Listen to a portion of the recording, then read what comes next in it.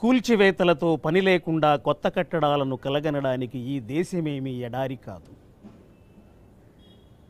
ఏ అర్హతతో రాజ్యాన్ని ఏలతావు అంటే నేను పంట పండించే వైనాన్ని పటం కట్టి మరీ చూపిస్తాను.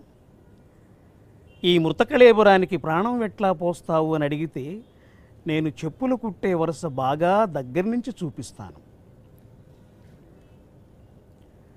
కొత్త సమాజాన్ని ఏం పెట్టి నిర్మిస్తావు అనంటే నాగరికతను మట్టి ముద్దలా పిసికి నా కుమ్మరి సారె మీద నిల్చోబెడతాను.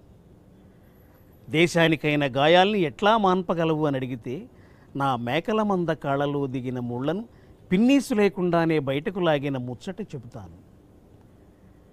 కుర్చీ మించి దిగనుగాక దిగనను నువ్వు మొండికేస్తే ఉలీబాడిస రంపాల నైపుణ్యంతో కొయ్య ముక్క కుర్చీ అయిన తీరు సోదాహరణంగా వివరిస్తాను.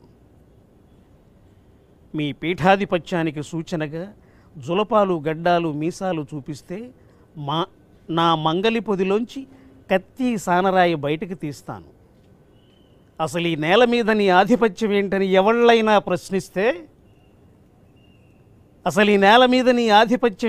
ఎవళ్ళైనా ప్రశ్నిస్తే ఈ దేశాన్ని మోస్తున్న మట్టి పొరల కింద పాతి పెట్టబడిన నా కోటాను కోట్ల సంతకాలను నిద్రలేపుతాను.